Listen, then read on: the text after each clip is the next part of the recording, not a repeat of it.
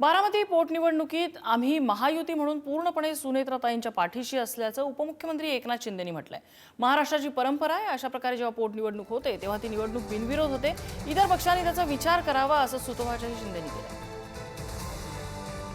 बारामतीची जी पोटनिवडणूक होती आहे ती आम्ही तर महायुतीमध्ये आहोत, त्यामुळे महायुती पूर्णपणे सुनेत्रा ताईंच्या आमच्या भगिनी ज्या उपमुख्यमंत्री आहेत त्यांच्या पाठीशी आहोत। आणि महाराष्ट्राची एक परंपरा राहिलेली आहे की अशा प्रकारे जेव्हा पोटनिवडणूक होतात त्यावेळेस त्या बिनविरोध होतात। तर इतर पक्षांनी देखील त्याचा विचार जरूर करावा। आम्ही महायुती म्हणून